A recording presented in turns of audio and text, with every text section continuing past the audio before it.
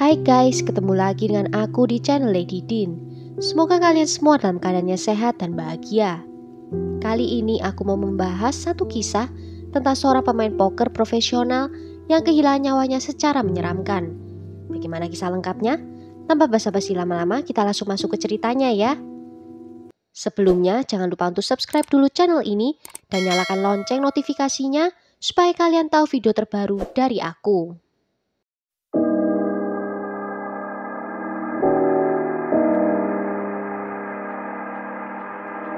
I cannot bring her back.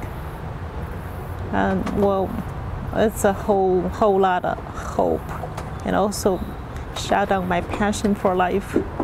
I don't know what I'm going to do, and it's hard. It's really hard for me to, because right now I only think about I have my parents. He's still in Beijing, 91, 88 years old. Think about my parents. I even didn't let them know Susie has been gone. Susie Chow berimigrasi dari Beijing, Cina saat masih kecil dan dia tumbuh besar di kota Michigan, Amerika Serikat. Susie adalah anak yang pintar, dia mengambil hadiah uang kelulusan SMA-nya dan melipat gandakannya di sebuah kasino. Dia juga berhasil mendapatkan beasiswa belajar psikologi dan bisnis di Universitas Northwestern. Susie tidak hanya mempunyai kemampuan bermain poker dengan baik, tetapi dia juga mempunyai ingatan yang sangat baik. Saat berkuliah, dia sering main poker online, bahkan main beberapa permainan dalam satu kali kesempatan. Dan setelah lulus, dia pindah ke Los Angeles, di mana dia menjadi pemain reguler di kancah poker. Susie mempunyai kepribadian yang menyenangkan dan kreatif. Ibunya menggambarkan dia sebagai orang yang mudah percaya dengan orang lain, meyakini kalau semua orang itu memang baik. Dalam komunitas poker dia dikenal dengan nama Susie Q yang memiliki kepribadian yang bersemangat, senang bergaul, dan selalu meninggalkan kesan pada hampir semua orang yang pernah bermain poker dengan dirinya. Susie adalah seorang pemain poker profesional berusia 33 tahun yang sering mengikuti event World Series of Poker. Dia berhasil mengumpulkan $222.671 atau hampir 3,1 miliar dalam pendapatan turnamen sejak tahun 2009. Hadiah uang tunai terbesar yang pernah didapatkannya yaitu saat memenangi event World Series of Poker pada tahun 2012. Saat itu dia memenangi hadiah sebesar $73.805 atau sekitar 1 miliar rupiah. Karena adanya pandemi, kasino banyak yang ditutup, otomatis pendapatan Susie menjadi berkurang. Walaupun dia masih bisa bermain secara online, namun tetap tak sama dibandingkan bermain secara langsung. Dan ini menyebabkan Susie mengalami sedikit kesusahan dan memutuskan untuk pindah kembali ke rumah orang tuanya di Michigan. Dalam salah satu video yang beredar di YouTube, Ibu Susie menyatakan kalau putrinya juga mengalami depresi, anxiety, dan stres saat bermain poker. Sehingga ibunya menyarankan untuk beristirahat dan mencari kegiatan lainnya terlebih dahulu.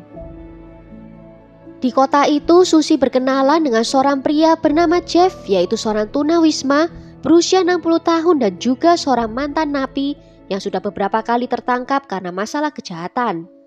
Dari pencurian hingga kejahatan pelecehan seksual.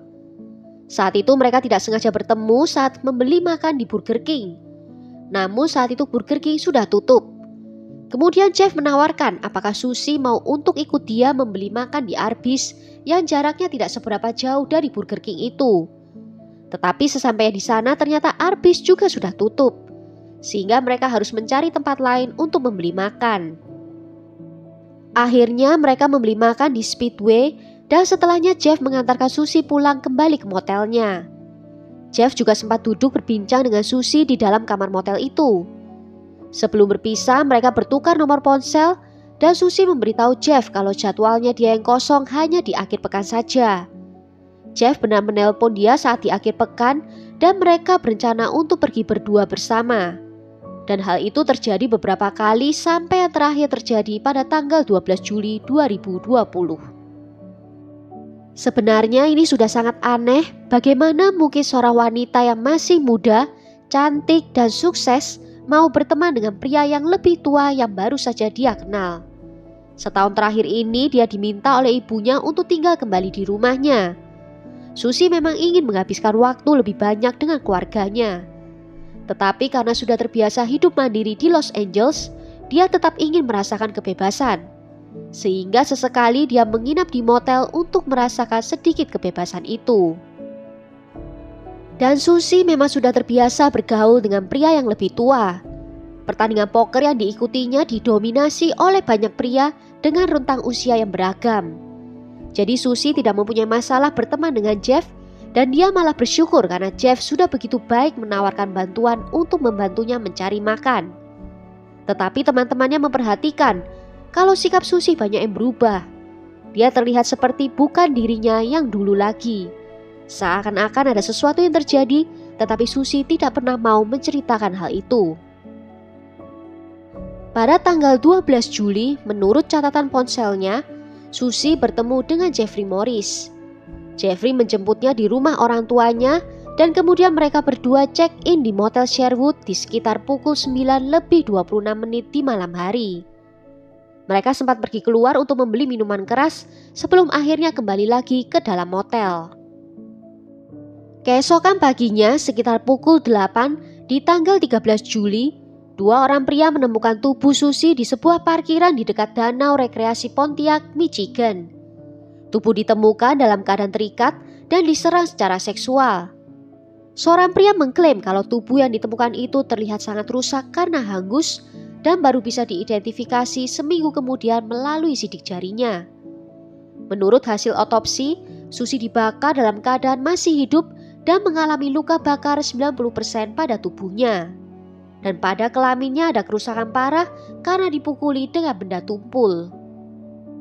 Dari catatan ponsel Susie diketahui kalau malam itu dia berada di Motel Sherwood bersama dengan Jeffrey Morris. Terdapat 8 panggilan telepon antara Jeffrey dan Susie di tanggal 12 itu.